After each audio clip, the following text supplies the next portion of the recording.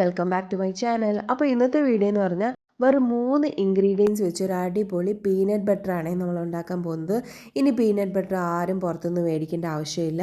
നമുക്ക് വീട്ടിൽ ഈസി ആയിട്ട് ഉണ്ടാക്കിയെടുത്ത് നമ്മുടെ ആവശ്യത്തിന് സ്റ്റോർ ചെയ്ത് വെക്കാവുന്നതാണ്.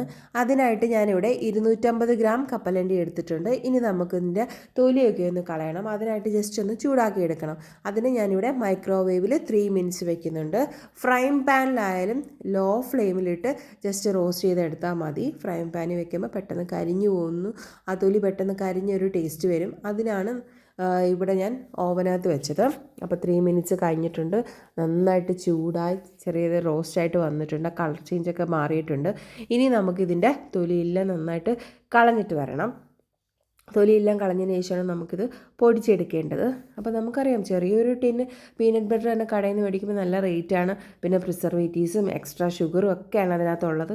അപ്പം നമുക്ക് ഇതാകുമ്പോൾ നമ്മുടെ മധുരത്തിനനുസരിച്ച് വീട്ടിൽ ഉണ്ടാക്കിയെടുത്ത് കുട്ടികൾക്കൊക്കെ നല്ല ഹെൽത്തി ആയിട്ട് കൊടുക്കാനായിട്ട് പറ്റും. അപ്പോൾ ഞാനിതെല്ലാം മിക്സിയുടെ ചെറിയ ജാറിനകത്തോട്ട് ഇട്ട് കൊടുക്കുകയാണേ. ജാറ് നന്നായിട്ട് വെള്ളമൊന്നും ഇല്ലാതിരിക്കാൻ ശ്രദ്ധിക്കണം.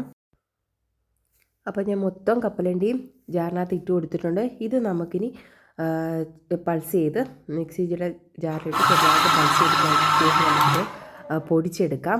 അപ്പോൾ ഞാൻ ജസ്റ്റ് ഒന്ന് ക്രഷ് ചെയ്തപ്പോൾ തന്നെ ഇതുപോലെ പൊടിഞ്ഞ് കിട്ടിയിട്ടുണ്ട്. നമ്മൾ ഓവറായിട്ടിട്ട് പൊടിക്കരുത്, കാര്യം ഹീറ്റാവും മിക്സി.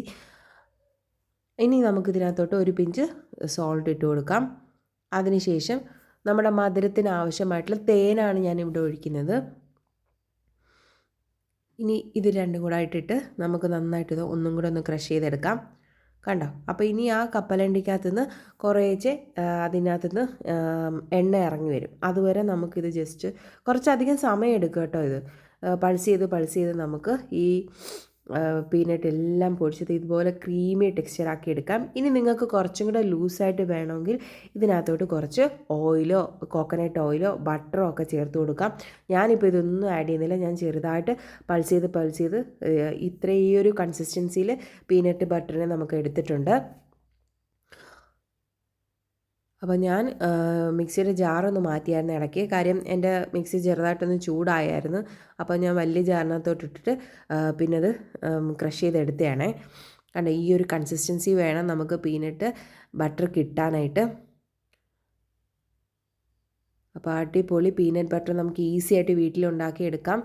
കുറച്ച് ചേരുവകൾ മാത്രം മതി. ഇത്രയും ക്വാണ്ടിറ്റി നമുക്ക് കിട്ടിയിട്ടുണ്ട്. 250 ഗ്രാം പീനട്ടിൽ നിന്ന് ഇത്രയും ക്വാണ്ടിറ്റി കിട്ടിയിട്ടുണ്ട്. ഫ്രിഡ്ജിൽ സൂക്ഷിച്ചാൽ മതി. അപ്പോൾ നമുക്കിത് ടേസ്റ്റ് ചെയ്യാം. ഇത് ടേസ്റ്റ് ചെയ്യാൻ വേണ്ടി ഞാനിവിടെ ബ്രൗൺ ബ്രെഡാണ് എടുത്തിരിക്കുന്നത്. ബ്രൗൺ ബ്രെഡിനകത്തോട്ട് കുറച്ച് പീനട്ട് ബട്ടർ ഒന്ന് സ്പ്രെഡ് ചെയ്ത് കൊടുത്തിട്ടുണ്ട്. അടിപൊളി ടേസ്റ്റാണ്. നമ്മുടെ ഇഷ്ടത്തിന്, അതായത് നമ്മുടെ ആവശ്യമനുസരിച്ചുള്ള മധുരമൊക്കെ ചേർത്ത് ഉണ്ടാക്കിയെടുക്കാൻ പറ്റും. കടയിലൊക്കെ ആകുമ്പോൾ ഒത്തിരി ഷുഗർ ചേർക്കും. കടയിൽ നിന്ന് മേടിക്കുന്നതിനെക്കാട്ടി എന്തായാലും ഡിഫറെൻ്റ് ആയിട്ടുള്ള വേറൊരു ടേസ്റ്റ്. എനിക്ക് തോന്നുന്നു നമ്മൾ വീട്ടിലുണ്ടാക്കിയതായിരുന്നു കുറച്ചും കൂടെ ടേസ്റ്റ് കൂടുതലെന്നാണ് തോന്നുന്നത്. അപ്പോൾ ഇതെല്ലാവരും ഒന്ന് ട്രൈ ചെയ്ത് നോക്കണം കേട്ടോ. നല്ല ഹെൽത്തിയാണ്. നമുക്ക് ഷേക്കൊക്കെ ഉണ്ടാക്കാൻ നേരത്ത് ഷുഗറിന് പകരം പീനട്ട് ബട്ടർ ആഡ് ചെയ്ത് കൊടുക്കാം. അപ്പം എല്ലാവരും ഇതൊന്ന് ട്രൈ ചെയ്ത് നോക്കണം. വീഡിയോ ഇഷ്ടപ്പെടുവാണെങ്കിൽ ലൈക്ക് ചെയ്യണം, ഷെയർ ചെയ്യണം, കമൻറ്റ് ചെയ്യണം. അപ്പോൾ ബൈ.